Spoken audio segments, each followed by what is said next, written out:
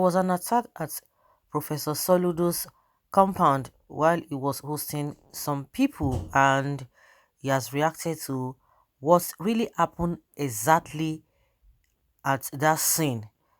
Hmm. Reacting on the incident, Soludo said in an interview on Channels Television that he did not want to link the attack to his political aspiration. Narrating the incident, the former CBN governor said, "We were having an interactive town hall meeting.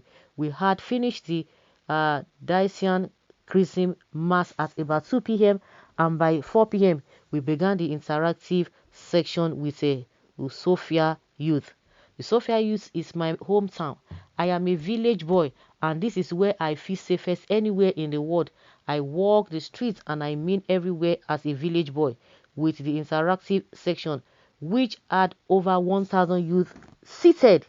I was just making preliminary remarks to open up the interactive section with other dignitaries from the community, commissioners and members of the House of Assembly, former commissioners, former members of the House of Assembly and other dignitaries. And just as I was about to wrap up and for them to now open up comments, questions and answers, I heard gunshots. At first, I thought maybe the policemen were shooting in the air and concurring with the kind of exuberance in the hall itself. And until I begin to hear people screaming and all of that and everybody scampering to safety, it was all over. It took several minutes, about 10 to 15 minutes of continuous battle, going back and forth, stopping and starting again. By the time we all came back, we saw 3 dead bodies lying in the pool of their blood. They were the 3 policemen, and like I said earlier, may God grant their soul eternal rest. We will continue to pray and support their families.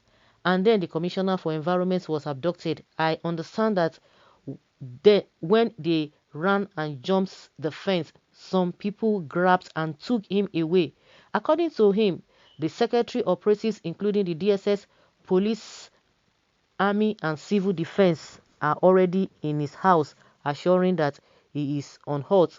Soludo refused to link the attack with his political ambition, saying that "I think there are all kinds of theories. I do not want to prejudge or preempt the investigation that is ongoing because I understand some persons have been apprehended and also providing useful information." In the meantime, reactions have continued to trail the attack on Soludo. The United Anambra Youth Assembly and United Anambra Women Assembly described the attack as disgusting, anti-democratic, and obviously a threat to the nation's democratic consolidation in all its ramifications. Founder and national president of the association, who is a member representing Anambra East and West Federal Constituency in the National Assembly, Honorable Benjamin C. Obidigwe, frowned at the incident, adding that the attack was an abuse of the relative peace being enjoyed in the state. Ex-presidential aide to former President Goodluck Jonathan and APGAD governorship aspirant Nze Akachukwu Nwankpo strongly condemned the attack. In a statement conversation, Nwankpo commiserated with Soludo over the death of his police escorts. He encouraged the former CBN boss not to be deterred by the antics of the enemies of the state and thanked God that he was not hurt and for saving him from the dastardly acts. Okay. Meanwhile, a lot of people have been reacting to this. Someone says federal government is the cause of this whole thing, should be held responsible for this uprising in the southeast. When IPOB was armless, Nigeria army and police were killing them in large numbers and threw bodies into rivers. I warned them then that this armless IPOB might be very deadly when they have access to AK-47. This is the beginning of armed separatist movements in Nigeria. Their targets are politicians and men in uniform. If you like, call it a joke too. Where Fulani Esme Janjaweed politicians cabals of Nigeria Zoo. Fulani Esme Janjaweed, the Nigeria Army of Zoo, and bandits in Nigeria Zoo uniform. In Nigerian Zoo uniform, please let Biafra citizens alone and stop killing innocent people. It is very easy for the police to quickly go and be arresting IPOB members.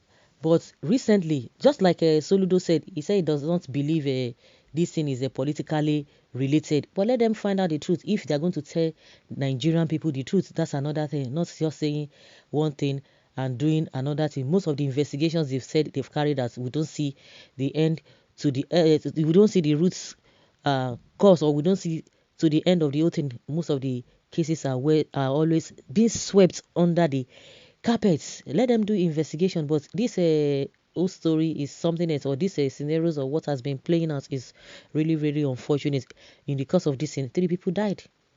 3 people just died unnoticed. Not that they were sick, not that they had an accident, just because they were within that circles. So I don't know how this whole thing is going to end, because the people who are supposed to lead by example, they are less concerned, especially the president. It has never happened in I've never seen it, I've never heard it, that this kind of a thing will be happening, and the president, who is a leader, will not just come out and make categorical statements. Not only categorical statements, he does not, it's not just concerned from all corners, from all nook and crannies of this country, what has been happening. The man is not bothered. Very soon now, they said the wife wants to launch a book. Tinubu, all of them will be there. I don't just understand the way these people feel. Maybe there's something that they've swallowed that is giving them that kind of confidence, that they think that nothing will happen, nothing will touch them, that a lot of things can still be happening to other people, but they themselves, they believe that they have a special life because they are surrounded with the security. But they don't know that all of these things can really fail them. They are not bothered. They are just making it seem as it's business as usual. It's like just like maybe an ant just die. Everybody moves on. That is the way they are seeing this whole thing. They are not seeing it as a big threat. They are not seeing it as a big problem. They are not seeing it. Well, it's happening in the north. Federal government should be held responsible. The issue now is that the causes are killing harmless innocents, and of course, at some point we see here that even in that same East, police now cannot just go out freely with their uniform. They just have to resort to wearing mufti. It is when they get to their police station, they will put on their uniform. It's as bad as that. Well, Buhari is the problem. I just thank God. Mazi Nnamdi Kanu, if not, we would have been like fools in our own lands.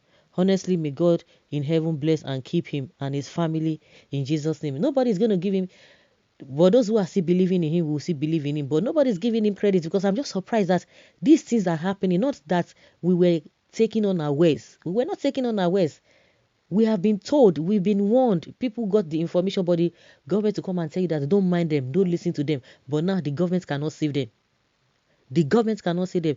Miyesi Allah now, the so-called Fulani Esme bandits, they are killing. They've killed their 2 leaders. So if it's happened in the south now, they will say, oh, this and that. They are targeting a tribe, just painting them with one brush. But what is happening in their own area? And Soludo is telling us that it's not linked with what is it called? It's not linked with politics. Let's wait and see.